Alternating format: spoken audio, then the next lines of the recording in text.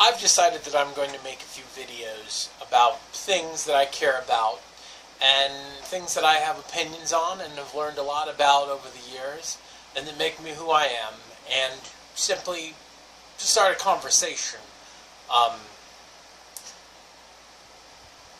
I'd like to know what you think about them. I may ignore what you have to say because you might be nasty or mean or whatever. Most of the time, I can take it. I mean, I can take criticism on my manly physique, my extra chin bit. Well, needless to say, you're not going to get very far with me if you make fun of me. Not that it really matters that much. Needless to say, I know I'm not beautiful, so get over it. Today, I want to talk about heaven, of all things.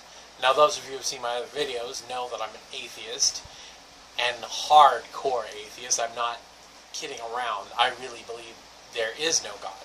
I really believe that the only real way to explain the universe is through science and through physics and evolution. You'd have to show me some serious, and I mean serious, evidence to change my mind. But I guess this is really going to be more of a philosophical argument today because it's about heaven. I will say first off that I don't believe in heaven. I think it's a silly idea. And I think it's actually morally wrong. And I'll explain why right now. Today I'm going to pick on Christian evangelical heaven. I guess regular Christian heaven. Admittedly, I'm sure different sects have slightly different deals. And later on, I'll talk about various heavens. First, we'll just go with generic heaven. One of the reasons why I think heaven is a dumb idea is because, alright, let's say I'm a sinner. According to Christians, we're all sinners, blah, blah, blah. It's not the point. Point is that let's say I'm a sinner. Let's take the Ten Commandments, for example. The first several commandments are really just about not having any other gods besides God. Let's say I'm a Hindu, or I don't know, maybe I worship Zeus. It doesn't really matter which one I worship. It's all kind of silly, but let's just think theoretically. Thought experiment. Let's say, I've made engraven images of God. Let's say there's a bunch of the Ten Commandments that I have broken. Let's say I coveted my neighbor's wife. Oh my gosh, Miss Kwan, my neighbor, well, she's not really a real person, this is theoretical, is a beautiful woman, and I want to bed her like nobody else in the world. Let's say I looked across the street at her, watched her wipe the sweat beads off of her slender neck, and thought, man, I would... Anyway, let's say I never act on this. Let's say I'm like, you know what, that would be wrong. I'm not going to act on it. I still think she's beautiful. I still, once in a while, look out my window and see that beautiful woman. She's been married to, let's call him Gilbert. I don't know why. Gilbert for years and years, and probably loves him very much. I never really acted on it. But you know what? That's a Ten Commandment. That's... Alright, let's say there's a Ten Commandment. Alright. Let's say one day I die. Let's say I have wife and children of my own. And let's say, for one reason or another, she and my children end up in heaven. Now because I sinned and looked looked at my neighbor's wife in an unholy manner, I end up in hell. I never acted on that, but you know, he who hath sinned in his mind, right? Let's say I never quite repented of that sin. So here I am, stuck in hell, burning for eternity, being poked and prodded by the many tiny devils, or whatever form of hell, whatever form of punishment. And that kind of punishment is eternal punishment, not just... Now, there's a problem. This is the first problem. Do I really deserve to be punished for eternity, as the afterlife is supposed to be, for thinking about something? Is that... I mean... Does that sound moral to you? You catch a child stealing out of a cookie jar, and you lock him away forever? What if the child just lusted after those cookies? It's a sin, right? How is that moral? How is it moral? How is it... Like, you wouldn't take a criminal who stole something and put them away for life, or, you know, murder them, or state-sponsor them, death penalty, somebody who stole some pants at your frickin' Target or Walmart. Matter of fact, they might not even be prosecuted. It's not worth the money that it took them to be prosecuted. But would you say it's moral or right to punish them forever? Just because they didn't repent of that thing. Does that make sense to you? Does that make sense to anyone? I don't understand it. That doesn't make sense. Alright. Next problem. Let's say my lovely wife, who's repented and wasn't a sinner, and my lovely children who managed to not covet anything that belonged to their neighbors.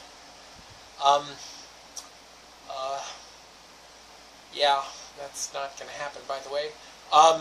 They all go to heaven.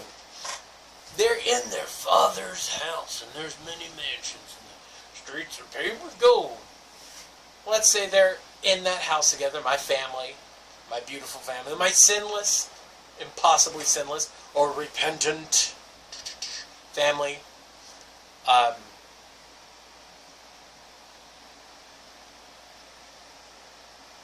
And they sit around the holy dinner table, eating what nobody's sure if people actually eat or not in heaven. And they look at the end of that table, and I'm not sitting there. Does that sound like heaven to you? Is to be in a great place. Certain accounts of heaven suggest that the holy can look down and see what's going on in hell. You think my wife is going to sit there and look down and go, well, he deserved it. And my children aren't going to cry over the fact that their father's down burning in hell for eternity. Well, do you think they're going to look down there and think, gosh, this is heaven? Isn't this wonderful? Half the family's in hell, you know. But boy, oh boy, let's worship God. There's nothing just about this concept. Heaven is BS. It's not moral. It's not good. As a matter of fact, it seems like hell to me. Because if the people there are perfect, are they now, apparently there'll be perfected bodies in heaven, but they'll still have to think about all us poor sinners, some of us vaguely sinners at all, in hell. And they're supposed to still be happy about it? If they are, they're not really moral people. And they're not really perfect, as the Bible suggests that they will become. All they are is mindless drones, ignorant and non-empathetic. Anyway, Next, I'll talk about Catholic heaven. If you'll notice in these arguments, I don't know, what do you want to call them, these supposed ideas of heaven, there's always a hell. Because, you know, you can't have heaven without hell. Now, as far as I understand Catholicism is a little more interesting. They give kind of an out for the sinner. They give limbo. Limbo, though, from what I can tell, limbo is not really supported by the Bible. There really doesn't seem to be, I mean, it sounds like it was probably made up by one of the popes. You know, a little bit of apologetics going on there. Apologetic is one of the worst damn things in the world, but we'll talk about that some other time. So we've got this concept of limbo. I guess that makes a little bit of sense. People go to limbo and are punished for a certain amount of time, you know. But then again, what crime is really worth thousands of years of punishment in limbo? And still, people in heaven still get to see and sit around and watch their relatives, either in hell or in limbo, being punished for countless years. The problem with both of these ideas, with or without limbo, is punishment. The punishment doesn't fit the crime. I mean, our lovely Asian neighbor, or any other race, I guess it really doesn't matter. I mean, I like the ladies of all races. Lovely. Needless to say, Mrs. Kwan and Gilbert never had sex. They never did anything. However, let's say Mr. Gilbert, why I went with a French name, I don't know. Mr. Gilbert, let's say he repents. And he says, Jesus, Jesus, please forgive me. And he ends up in heaven with his family. Now, why did he repent? Because he felt bad about what he did? Or is it because he knew that he'd end up in hell? Which, of course, is metaphorically down. That doesn't necessarily make him a moral person. That means he just wanted to avoid punishment for a sin. That doesn't necessarily make him a more moral person. Maybe he felt bad that he lusted after his neighbor's wife, or coveted, whatever you want to call it. Does that sound just to you? Meanwhile, Ted, who lived across the street, also lusted after her. But let's say he never heard of Jesus. Let's say he never repented. Let's say in this case Gilbert had. And of course the two of them talked about it and said, yeah, we're never going to hump Miss Schwan, but boy oh boy, isn't she pretty. And he didn't repent. So I get to see my best friend that lives across the street, Mr.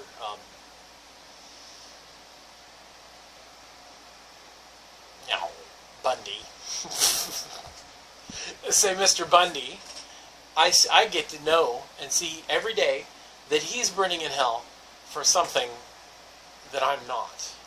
Because I didn't want to go to hell and believed in Jesus and repented and asked for Jesus and praised Jesus and the Jesus. Am I really going to be happy knowing that my friend is down there? Am I? I'm going to tell you now that I wouldn't be happy. I don't think Mrs. Joubert would be either. He would feel bad for his friend. If he had any empathy at all, he would never, ever feel like he was in heaven. I don't see anyone could. If anybody had any sort of empathy at all. Jesus apparently didn't have the empathy for people who didn't believe in him or needed more evidence.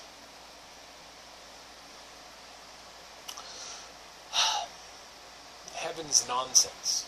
Heaven is a construct of Bronze Age minds and not a moral place. How could anyone be happy with that nonsense? I'll talk about Mormon heaven.